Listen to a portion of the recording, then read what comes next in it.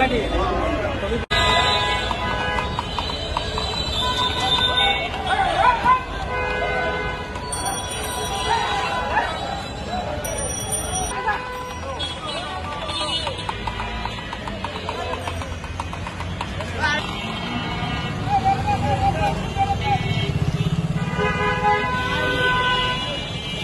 পরে এই জায়গায় রাস্তার মাথায় ও আর আমি একসাথে আসতেছি, এর মধ্যেই মহিলা আর কয়েকটা ছেলে একজনটা ধাওয়ানি মারছে, সে 27-60 গায়ে দেওয়া ধাওয়ানি দেওয়ানে সে ওই দৌড় দিছে, দেওয়ানে স্যান্ড বাইর করছে, ওই ছেলেটা তো বাঁচার লাগে দৌড় দিছে, তখন ও আমার কাছেই, ও হঠাৎ করে পিছ দিয়ে দৌড় দিল, ও আমার মোবাইল বাইর করছে, বুঝতে পারছেন? তো মোবাইল বাইর করে তখন আমি ওরা খুঁজতেছি কই গেল, সব আলজল লেগে গেছে যে কি ব্যাপার তুমি কি হইলো কেরা, ওই যে স্যান দাওয়াইতেছে, আমি পিছে পিছে দৌড় পারি, এদিকে দৌড় পারি, পরে শুনি যে এই জায়গায় আইসা এই দোকানের মধ্যে তারা কোপাইতেছে, তখন আমি ওই দূরে যে ব্যাপারটা কি, তখন আমি তো এখানে আসতে পারতেছি না, তখন আমি সাথে সাথে পুলিশের গাড়ি এখানে থাকে, আমি পুলিশের জন্য খোঁজ করতে যাই, না পাইয়া আমি সাথে সাথে বাসন থানার ওসিকে আমি ফোন করি, ফোন করার পরে সে বলছে যে আমি টিম পাঠাচ্ছি, এইটুকুই জানা, পরে তো সে দইলা পড়ে যায়। সাংবাদিক আসাদুজ্জামান তহিন, তাকে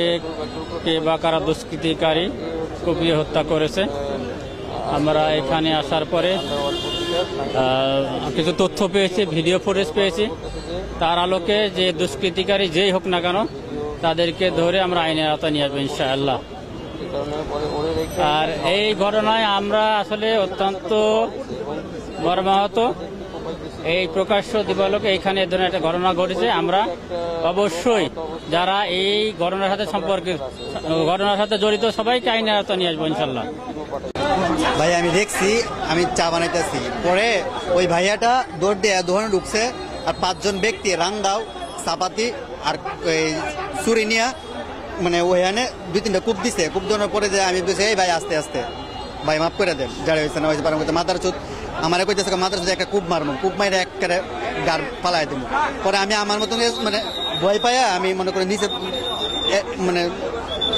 থমকাই গেছে আর কি। পরে কি হয়েছে ভাই আমি আর মনে করেন যে আমি আর 5 মিনিট পর্যন্ত গেলে ওই হয়নি গেলে মানে বসে আসলাম, মানে পরে কি হয়েছে আমি আর কিছু কই যাতাম না বড় ভাই। বিষয়টা কিভাবে নিব ভাই, আসলে আমরা দেখেও পুরো আতঙ্কের ভিতরে আছি, যেমন একটা ঘটনা এইভাবে চৌরাস্তার ভিতরে ঘটছে, কারণ সাধারণ মানুষও চলাফেরা করতে আতঙ্কের ভিতরে থাকে, যেমন সে নাকি পেশাগত একজন সাংবাদিক, সে ওই দিকে থেকে দৌড়ে আসছে আত্মরক্ষার জন্য, এখানে আইসে, এখানেও তার রেহাই পাইল না, শেষ পর্যন্ত তারা খুনেরা তাদের খুন কইরা চলে গেছে।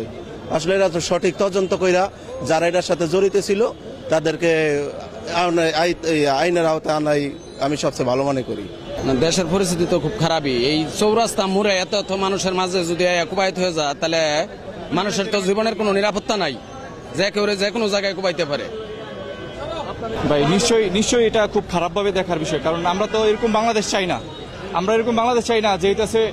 মনে হয় যে কোনো গার্ডিয়ানহীন একটা বাংলাদেশের মধ্যে বসবাস করতেছি, যেখানে আপনার একজন মানুষ আপনার যে প্রকাশ্যে খুন করে চলে যায়, ঠিক আছে, আমরা তো মানে শুনেই এটা হচ্ছে মানে মেনে নিতে পারতেছি না, একজন মানবিক হিসেবে, একজন সাধারণ মানুষ হিসেবে এটা কখনো মেনে নেওয়া যায় না, ঠিক আছে। মানুষ পশুরা কখনো পশুর মতো এরকম ধরনের কাজ করে না, এটা দেখে আমরা খুবই মর্মাহত।